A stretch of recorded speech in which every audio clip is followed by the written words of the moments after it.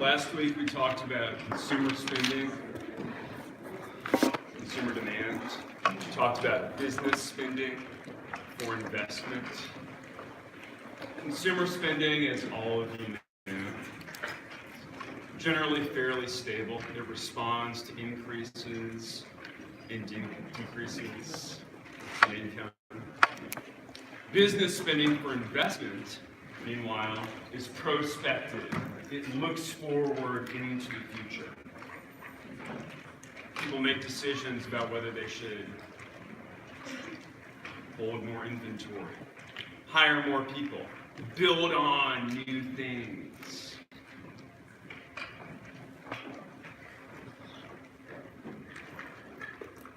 We also talked about the multiplier effect. When businesses stop investing in the future, people stop having money in their pockets, consumer demand decreases. The entire system can begin spiraling downwards. And in the case of the Great Depression, starting in 1929, there are a number of underlying factors that meant that when people suddenly became afraid, very bad things began happening. The farm sector was in a bad place. People purchasing stock had over-leveraged themselves. During the 1930s, starting in 1933, under the New Deal, we engaged in broad experimentation, experimented with new regulations, new government spending.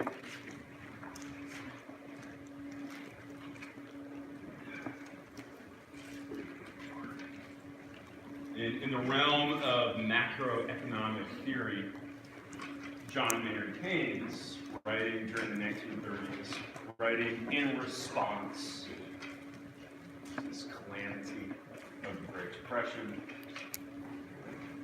argued that government, in moments like this, only moments like this, should step in and should attempt that will stimulate demand. A car. Does anyone have a car? I'm not in a car. And it's not a very interesting story. One time, the battery in my car was dead. Beautiful car. Totally functional car. Working air conditioner. Heated seats. I used the heated seats this morning while I was driving over here. But in this moment, this otherwise beautiful car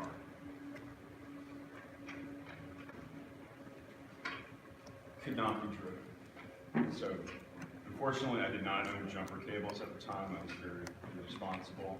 I've grown more responsible in my old age. I went and found someone. We jump-started my car, and it worked fine after that.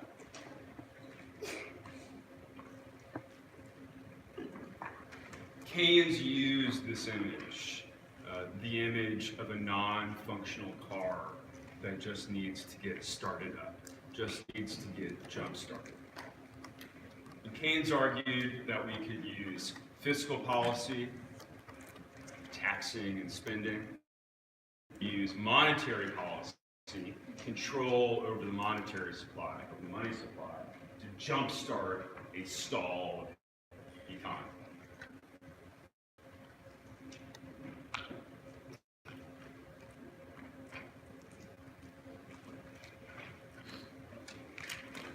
We started talking about this on Thursday.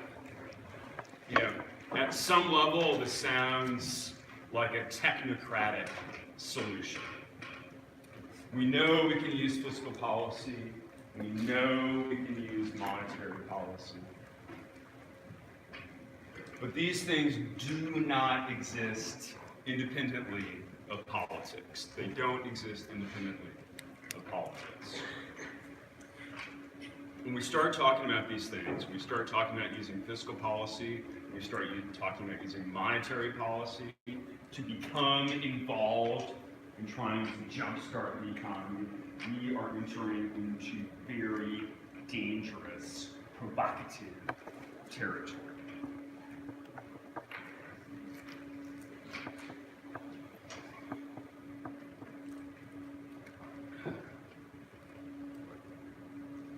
These are not politically settled questions.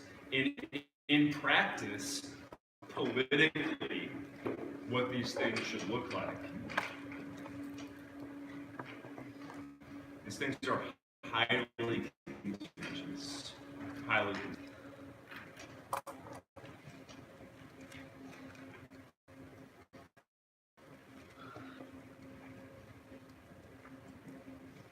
Do you all recognize this man? Who? Jeb. That is correct. It is George W. Bush, President, formerly, of the United States of America. That is not a look that you ever want to have on your face. You never want to have that look on your face. He had that look on his face because he was looking at an entire economy collapsing before his eyes.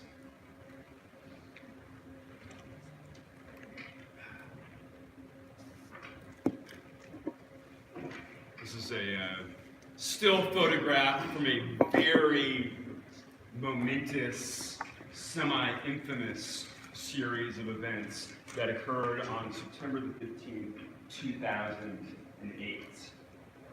On September the 15th, 2008, the federal government, maybe it was their responsibility, maybe it wasn't their responsibility, possibly your place to decide. On September the 15th, 2008, the federal government sat back and allowed a very large investment bank, Lehman Brothers, to collapse. Television for the next day, next 2 days, next week was full of images of these young, hotshot Wall Street stock market types. This guy actually looks pretty happy. Taking their possessions out of their offices and fleeing Lehman Brothers.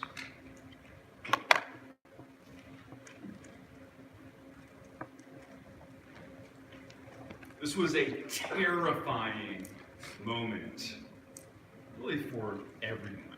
It was a terrifying moment for investors. It was a terrifying moment for normal people. It was a terrifying moment for the President of the United States. For years leading up to this moment, banks in the United States of America had sold what were called asset-backed securities, mortgage-backed securities. Banks took bundles of home mortgages. They took risky mortgages, they took safe mortgages, they took intermediate mortgages. They sliced all of these mortgages up, put them in a blender, pureed them, symbolically, pureed them, and then sold them to other people.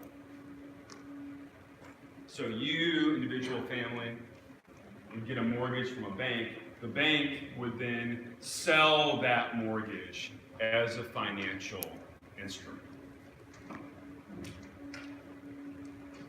Investors, the people who bought these financial instruments, believed that they were buying something that was safe.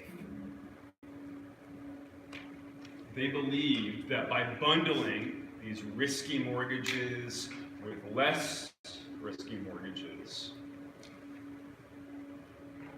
we had created financial instruments that could insure us against risk.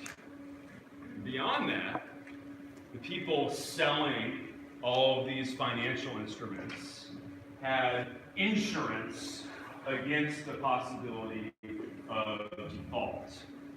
So a big financial institution would sell one of these bundled mortgage-backed securities, and it would also, at the same time,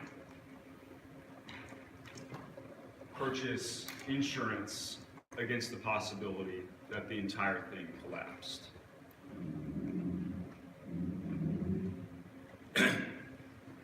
It turned out that this was a really dangerous situation. There were a few things fueling the situation. One, some of the regulations put in place during the 1930s in response to the Great Depression, some of these regulations have been rolled back. Many of them, however, were still in place. Ultimately, the big issue was that regulation had not kept up with changes in technology. We weren't regulating the sale of these mortgage-backed securities. We weren't regulating this entire secondary, called shadow banking industry that was propping the entire thing up. And everyone, almost everyone, believed that housing prices would continue to increase. So you can think about it from the perspective of someone buying a home, right? Well, let's imagine it's 2004. You look all around you, other people have purchased homes, interest rates are incredibly low, making it fairly inexpensive to buy a home, inexpensive to borrow money, low interest rates. Interest rates are low, and your homes rapidly appreciating in value. There's some markets where home prices over the course of 3 or 4 years increase by 150, 200%.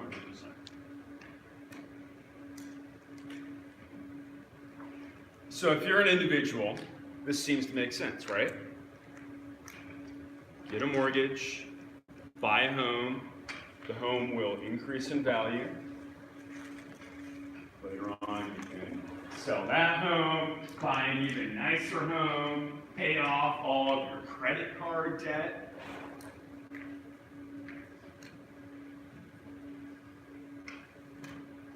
And if it just happens to be the case that, say, you lose your job, right? Well, home prices are increasing, so you can just sell your house. It's a product that people want to buy. If you're a bank, think about it from the perspective of a bank. You make money by selling mortgages to people, right? They're paying interest on those mortgages. In worst case scenario, they lose their job, they won't default on their home, they won't default on the mortgage, because they will be able rapidly to sell the house. An entire, not just industry, but the entire financial system came to buy in to these ideas. The entire financial system became invested in these mortgage-backed securities, in the ongoing growth of housing markets.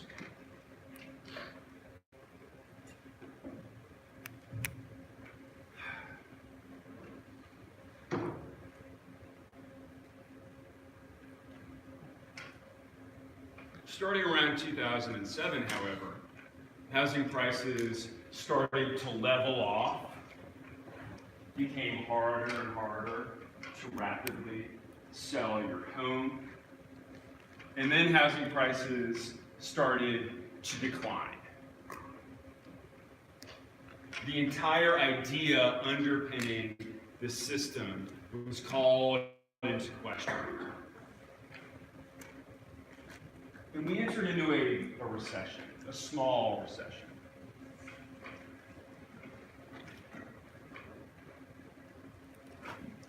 But as this went on, these big financial institutions, people like Lehman Brothers, who were heavily invested in mortgage-backed securities, who would bet their entire businesses on this idea, started to feel the pain of the slowing housing market.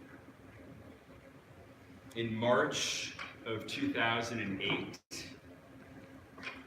disaster was barely averted when the Federal Reserve stepped in and invested $30 billion in Bear Stearns, smaller investments, Bear Stearns. The Fed stepped in, put $30 billion into this bank, engineered a sale of it to J.P. Morgan Chase. Disaster was averted, but people were freaked out. I cannot overstate the importance of confidence when it comes to the economy. Disaster was averted in March of 2008, but people were freaked out. And in September of 2008, September the 15th, 2008, the federal government did not do what it had done in March of 2008. The people running the federal government believed that if they saved Lehman Brothers, they would be sending a very dangerous signal. You bet all of your money on this idea of mortgage-backed securities. You massively over-leverage yourself. We believe in free markets. If these are the decisions that you've made, you're going to have to pay the piper. You're going to have to be responsible for those decisions.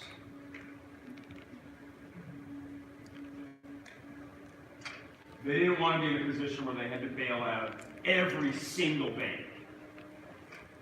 They didn't want to be in a position where they enabled reckless behavior by banks.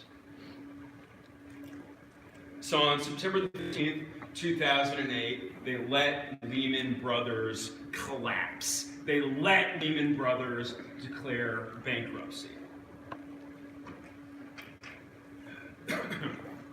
It was immediately clear that this was a gigantic mistake. Immediately clear. The next day, September the 16th, the federal government found itself pumping $80 billion. These are large sums of money. What? With a B. $80 billion.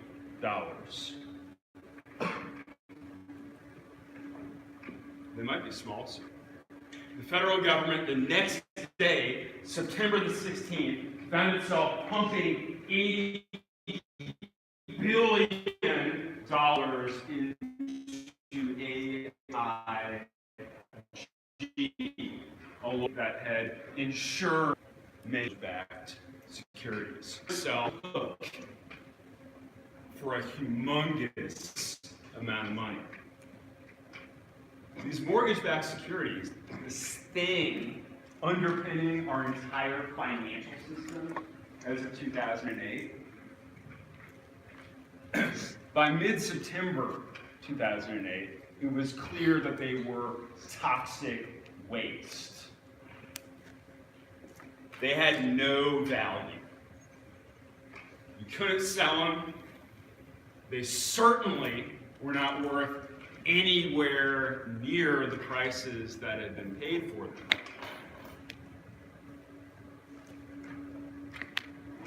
This is a really dire situation. You'll recall on Thursday, we discussed the lifestyle of Wile E. Coyote. Wile E. Coyote really likes trying to catch the roadrunner, murder it, dismember it, and eat it.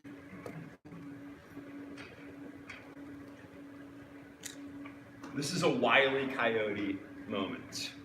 The economy was running along and had a belief that there was a road, a bridge underneath it. It looked down and there was absolutely nothing there. All of the ideas underpinning the financial system were wrong. All of the stuff, mortgage-backed securities, that people invested in were garbage, toxic waste.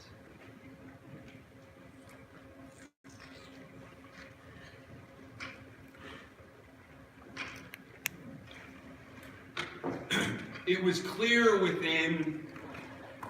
by the end of September the 15th, 2008, it was clear that a major, potentially catastrophic mistake had been made.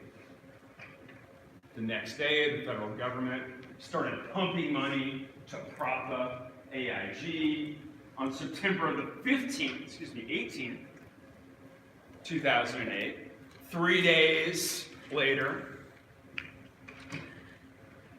Secretary of the Treasury, Hank Paulson, found himself in the very uncomfortable position. He was really the guy who thought that we should allow Lehman Brothers to collapse.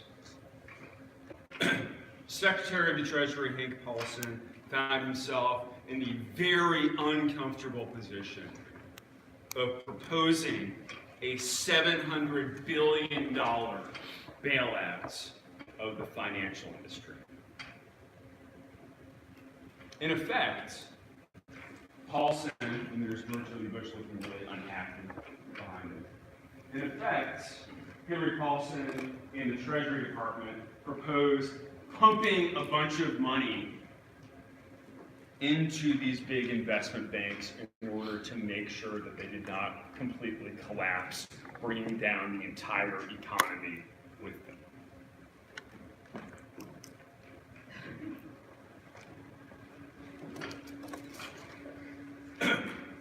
We're in really dangerous territory.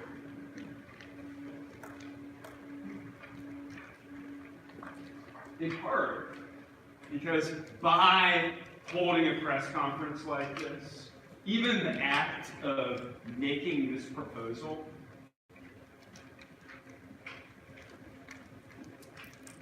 you ever just look into someone's eyes and see fear?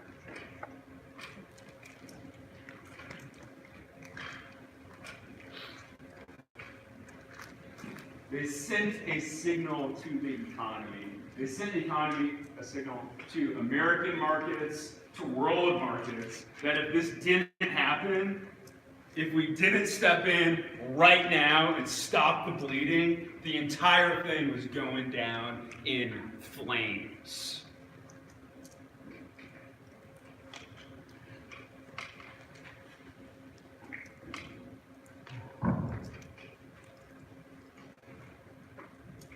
Collapse of Lehman Brothers, sending money into AIG, proposing a $700 billion bailout of the banks.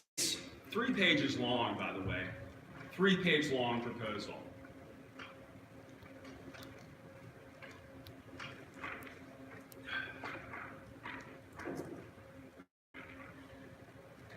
This brought us, all of these things together, put us on the verge of extreme danger. And all of this danger in the economy was placed in the hands of people in Washington, D.C. All of this danger in the economy was placed in the hands of the Secretary of the Treasury, the President of the United States, the Chairman of the Federal Reserve Board, and the 535 members of the United States Congress.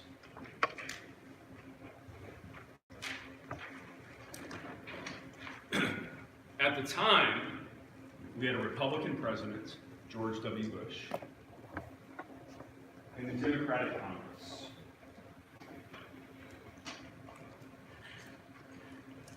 Nancy Pelosi was Speaker of the House at the time. the minority leader, who became Speaker of the House in 2011. The minority leader was John Boehner, Republican from the state of Ohio. And it's worth noting, as of 2008, there had been a decade-long consensus, really, between both the Republican Party and the Democratic Party that deregulation was a positive thing. That pulling back on some of the innovations of the New Deal was a positive thing. Here's what John Boehner had to say about this proposal from the Treasury Department, which Congress very uncomfortably found itself voting on.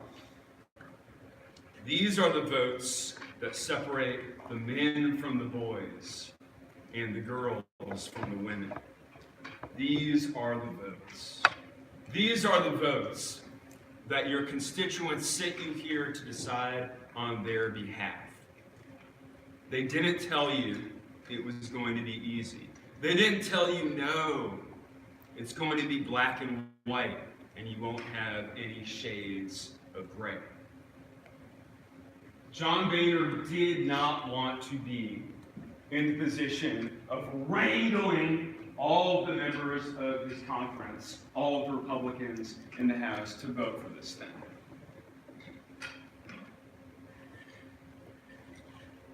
John Boehner believed that this was dangerous. It created moral hazard. You all are familiar with the idea of moral hazard? If you insure against catastrophe, it makes people more likely to engage in risky behavior. Paul Ryan, Speaker of the House of Representatives after John Boehner, has now retired from Congress. Paul Ryan, Republican from the state of Wisconsin. Here's what Paul Ryan had to say about this bill, about this vote, about the decisions before Congress. This bill offends my principles. This bill offends my principles, but I'm going to vote for this bill in order to preserve my principles, in order to preserve this free enterprise system. This is a Herbert Hoover moment. He made some big mistakes after the Great Depression, and we lived with those consequences for decades. Paul Ryan arguing in favor of bailing out the banks. There's a lot of fear and panic out there. A lot of what this is about getting that fear and panic out of the market. I think the White House bungled. They have brought this issue up to a crescendo, a crisis, so that all eyes.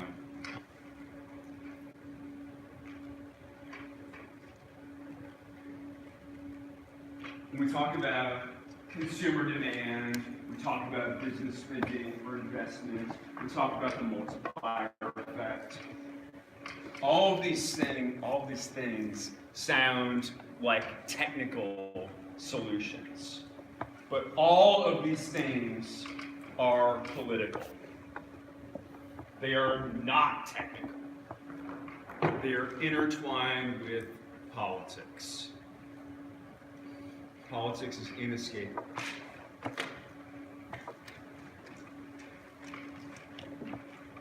In the piece of legislation that they passed, just a half a month after the collapse of Lehman Brothers, the piece of legislation that they passed came to be profoundly unpopular, massively, overwhelmingly unpopular. The Troubled Asset Relief Plan. The initial idea put forward by Hank Paulson, put forward by the Treasury Department, was that the government would essentially invest in these companies, basically purchasing all of this toxic waste, purchasing all of these mortgage-backed securities that had become valueless.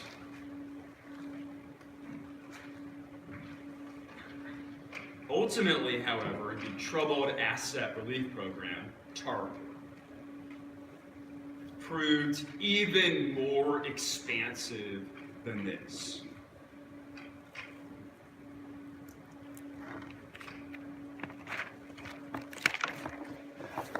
Passed on October the 3rd, 2008. TARP consisted of $700 billion essentially given to the Treasury Department to make investments in order to stop the bleeding in the financial system. This number was later reduced to $475 billion. Initially, $700 billion was later reduced to $475 billion. $475 billion. This is the bailout. This is the bailout bill, TARP. Number one on the list of things that TARP ultimately was used for was investment in banks. $250 billion from TARP went into propping up these large banks that had bet on mortgage-backed securities.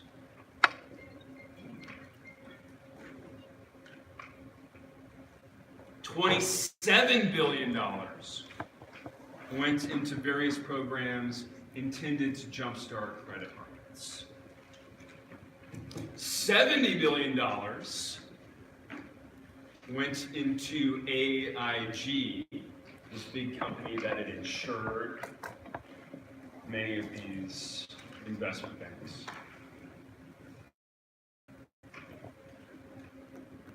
And $46 billion went into housing programs intended to help people keep their mortgages. This is fiscal policy. Fiscal policy aimed at stabilizing the system. Fiscal policy aimed at stopping the bleeding.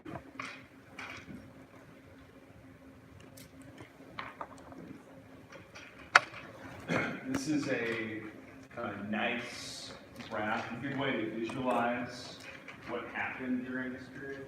This is the bank investment program, $250 billion put into banks. And in green, we see the outstanding principal. Money given by the Treasury Department invested into the banking system.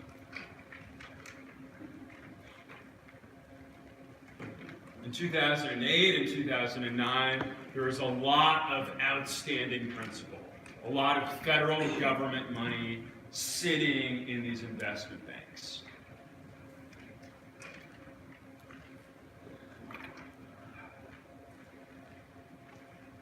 But you see over time, banks paid this money back. Banks paid this money back.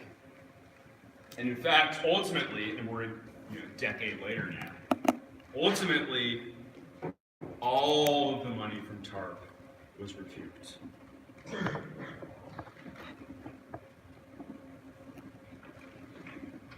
Still, the politics of this are terrible, right? We're putting $250 billion into the banks that made the decisions that collapsed our economy.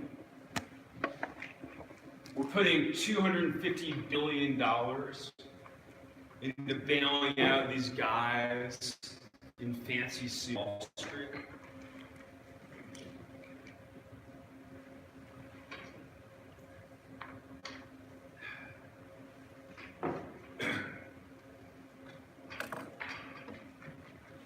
I don't know how to put this, but $250 billion, it's not a lot of money. The current size of the American economy is $20 trillion per year. $20 trillion a year economy. $250 billion in the context of $20 trillion in the context of ensuring that the entire thing doesn't collapse might not be a bad investment. Especially if you eventually recoup the principal. This is without interest, though. You make a lot of money out of investing $250 billion.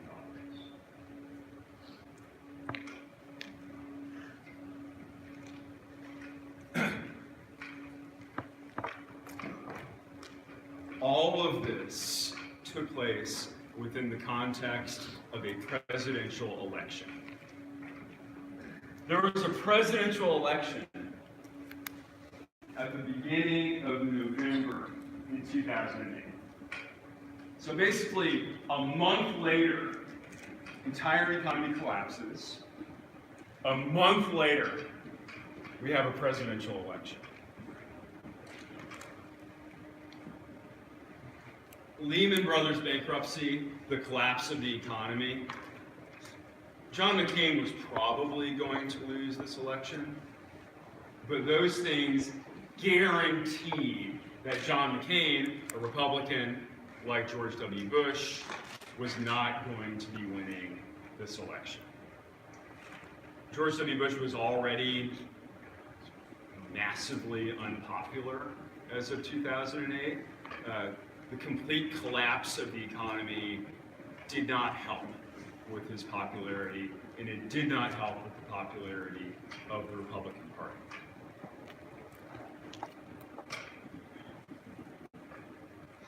So, last week someone asked about the difference between the electoral vote and the popular vote, so I've given you the popular vote in 2008. Democratic candidates, Barack Obama, 69.4 million people went out and voted for him. The Republican candidates, John McCain, 59.9 million people went out and voted for him. In other words, this is a blowout. This is in contemporary American politics, this is about as good as you're going to get blowout-wise. 10 million more people voted for Barack Obama than voted for John McCain. And the collapse of the economy had a whole lot to do with this. The belief that the country needed to be shifted in a different direction.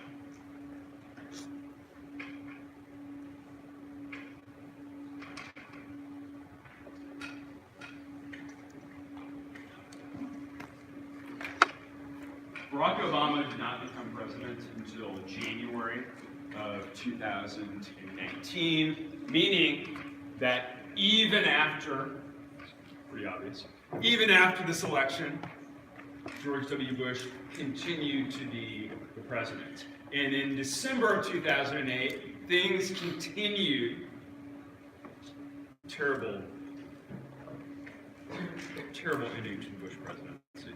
Things continued to slide downhill. In December of 2008, it looked like the entire automotive industry, American automotive industry, was going to collapse, just like the financial industry had collapsed. Additional money from the TARP program. The TARP program was originally designed to buy mortgage-backed securities. Instead, it got diverted into all these different places. And one place it was diverted to was the auto industry. Bailouts of Chrysler and General Motors. And it's interesting to think about why the Bush administration thought this was necessary. Unlike the financial industry, the American economy, we're talking about two companies, Chrysler, GM. If those individual companies just disappeared and that was the only impact, I guarantee you the Bush administration would not have bailed out GM and Chrysler. But the Bush administration recognized the lessons of the Great Depression, recognized the importance of things like confidence, and recognized the importance of multiplier effect. GM and Chrysler were not just GM and Chrysler. GM and Chrysler have massive supply chains. People who sell them glass, people who sell them plastic, people who sell them steel, people who sell them electronics, dealerships throughout the nation. And the collapse of these two companies, in all likelihood, would have had rippling effects out into the economy, with all of these other industries that feed the auto industry collapsing.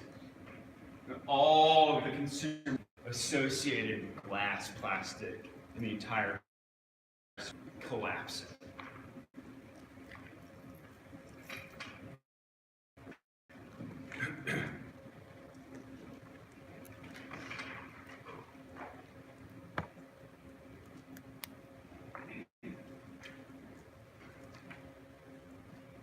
No one, it goes without saying, no one wants to be in this position, right?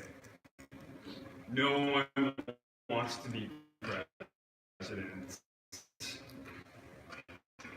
Hopefully, in general, terrible job. Wants to be president while our economy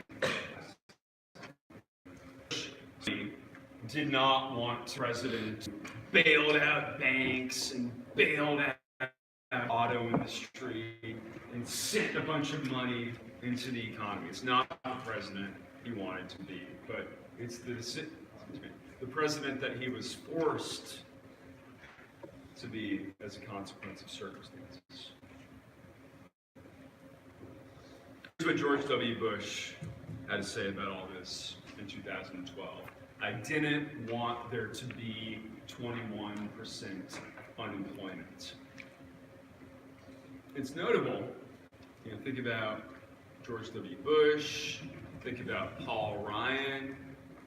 Both of these guys mentioned the distinction between their principles, their underlying philosophy of the world, the things they believe in.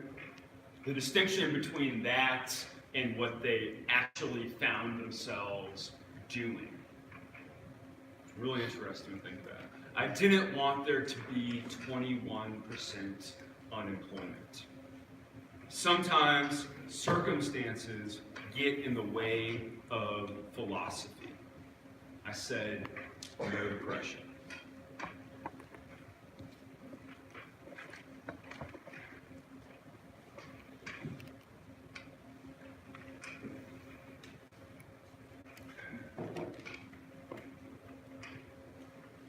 So if we look at the policies of the Bush administration,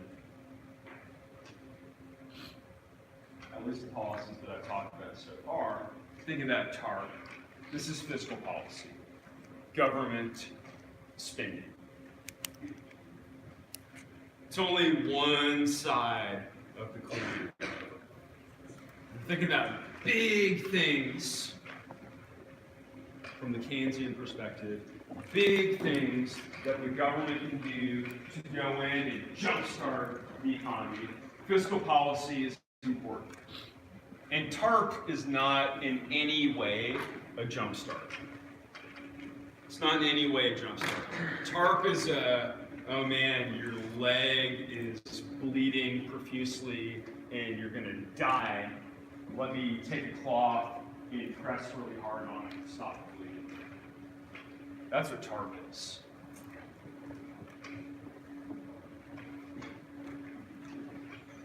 We also have at our disposal monetary policy. Monetary policy in the United States is under the purview of the Federal Reserve. At the time, the chairman of the Federal Reserve was Ben Bernanke. The chairman of the Federal Reserve is appointed by the president to a 4-year term and then confirmed by the United States Senate.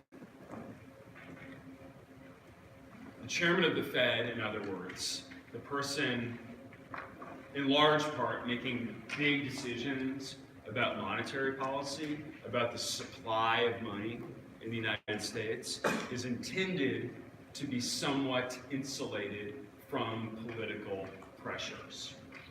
In an ideal world, you don't have the president tweeting at the Federal Reserve chairman saying that you need to lower interest rates.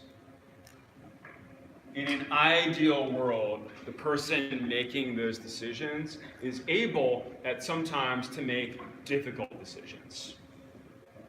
So if it's 2005 and there's a big bubble in the housing market, you might want a Federal Reserve chairman who's going to raise interest rates and level off that bubble. It's a difficult decision. It's a decision that might prove politically unpopular. Indeed, the ongoing increases in interest rates that we're seeing right now, they are politically unpopular. I personally, I know that it's a good thing. I believe strongly that it's a good thing. But man, I would love it if interest rates were lower.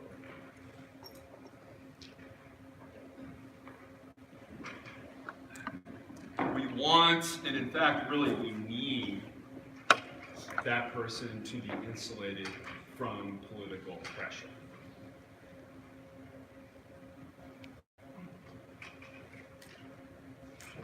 In response to the collapse of 2008, in response to the onset of the Great Recession, the Federal Reserve lowered interest rates. Exactly what you want the Federal Reserve to do in that situation. Making it potentially easier for people to borrow money. Making it easier for banks to get money, making it easier for them to loan out that money.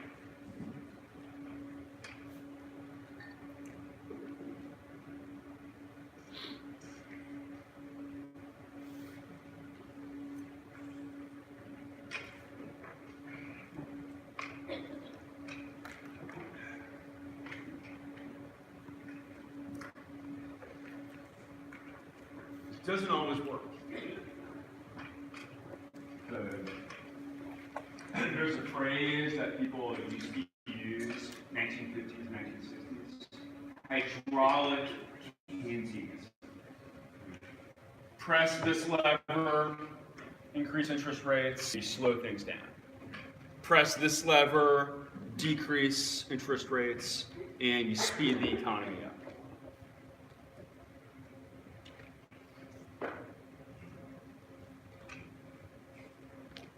But in 2008, we had a situation where everybody, individual families, banks, investment firms, had borrowed a lot of money. There were a lot of outstanding obligations.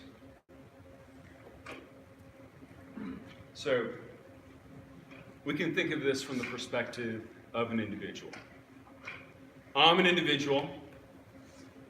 It's 2008.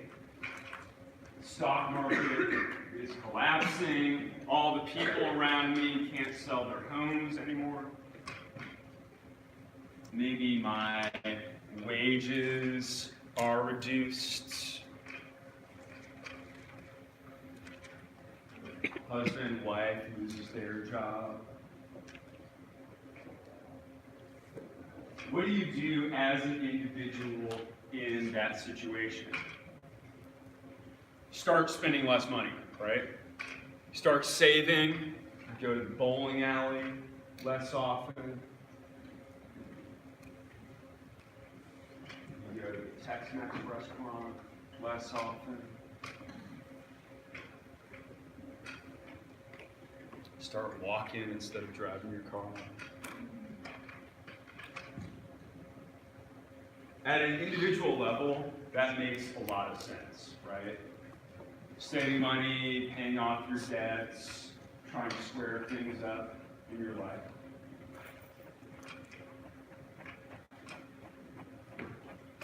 But in 2008, this started happening not just at an individual level, but at a community level and at a business level. Everybody started saving, deleveraging.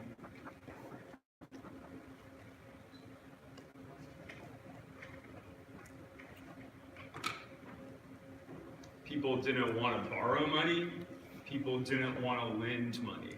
The Federal Reserve started pumping money into the economy, but as an economic whole, as a nation, we cut back on spending. As a nation, we tightened our belts. Meaning, the Federal Reserve didn't just decrease interest rates for a year, and everything sort of started chugging back up.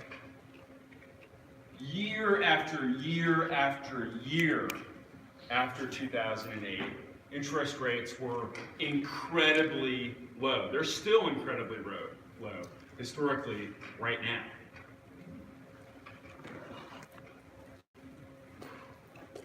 Is everyone with me? No one out of their head.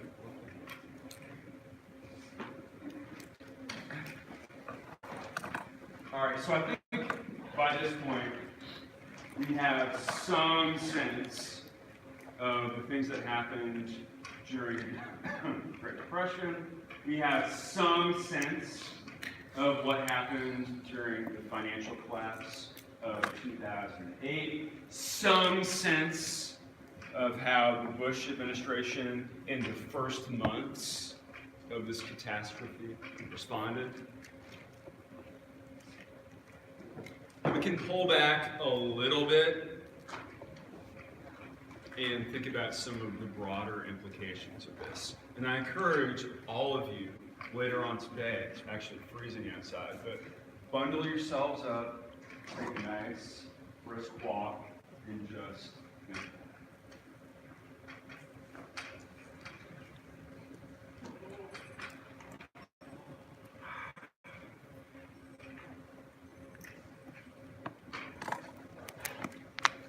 Implication number one,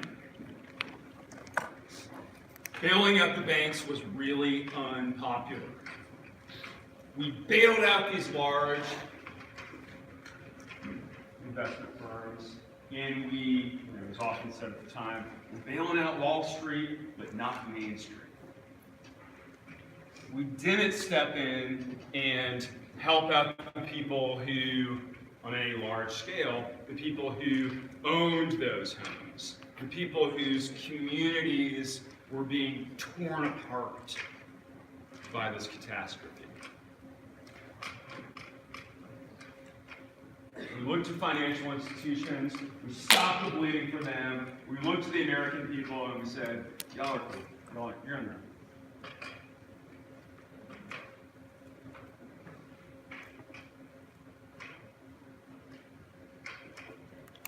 Emerging out of this crisis, we know that there are institutions that are too big to fail. We know that these large banks, if they take risks, will ultimately be saved by government. It may have been a good thing that we passed TARP. It may have been a good thing that the Treasury Department stepped in and stopped the bleeding, but there were implications for the future. These large firms can look at what happened in 2008 and may potentially be induced to act recklessly. Second of all, if we're thinking about this from the perspective of January 2009, there are a number of other things that still could be done. So if we think about the arguments made by John Maynard Keynes, consumer demand is down, businesses aren't investing in the future. What does Keynes suggest? Pump money into the economy. The economy is someone who's just had a heart attack. We've got those two paddles. John Maynard Keynes would say, clear, boom.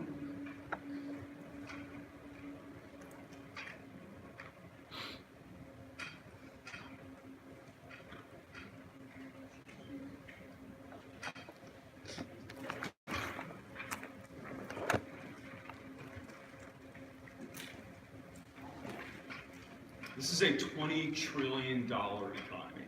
In a $20 trillion economy, $400 billion to make sure that big financial firms do not collapse is not a lot of money. I cannot stress that enough.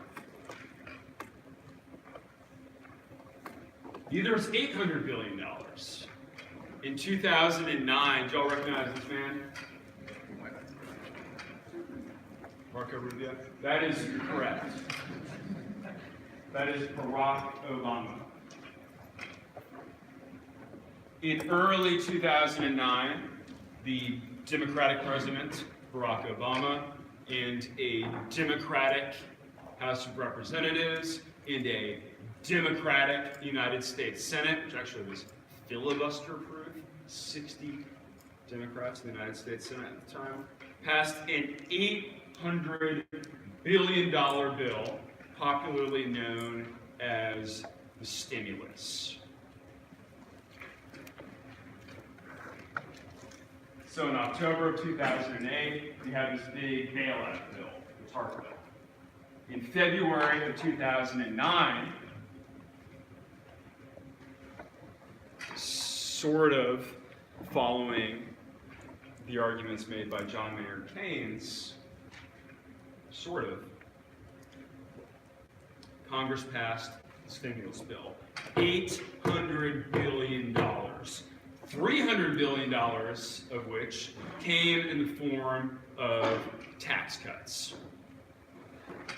$300 billion in lowered taxes, meaning theoretically more money in people's pockets, meaning increased consumer demand, meaning the administration hoped that businesses would begin investing in the future, meaning that the entire economy would be jump-started.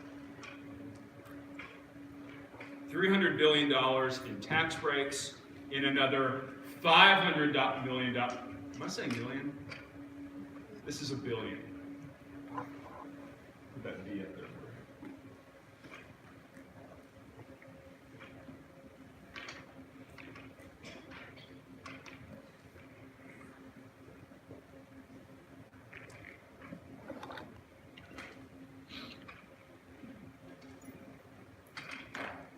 $800 billion. $300 billion in tax breaks, another $500 billion in various spending programs, most of which, moving towards state and local government, most of which came in the form of money to the states. So $300 billion in tax breaks, another $500 billion in money sent to the states to do things like pay for state Medicaid programs, do things like pay for educational programs in the states, do things like pay for firefighters, police.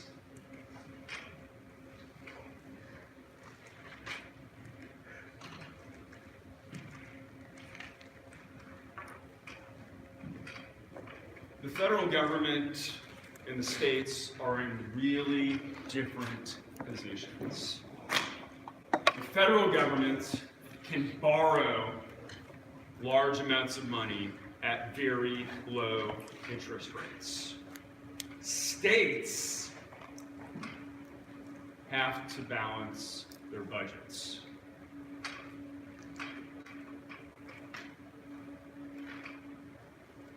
And in this moment, the federal government sent $500 billion in effect to help states to balance their budgets. Most Keynesian economists at this time said $800 billion. We are talking about a $20 trillion economy. $800 billion is a drop in the bucket. Particularly, it does things like help states to balance their budgets. Maybe this can stop wholesale collapse, Keynesian economists argued at the time, but this is not enough to jumpstart the economy. What you are going to do, people made this argument at the time, what you are going to do is fail to stimulate the economy and succeed in making people really skeptical of these ideas.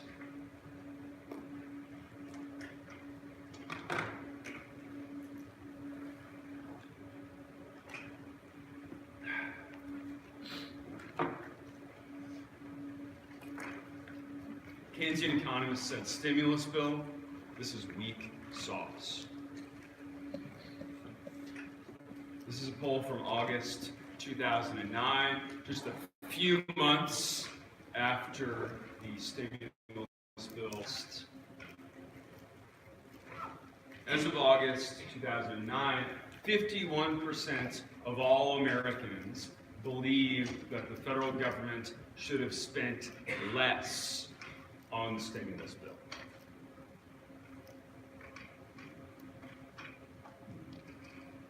Democrats largely believed their president, their Congress, maybe not very surprising. Democrats largely believed that the federal government was spending about the right amount. Independents,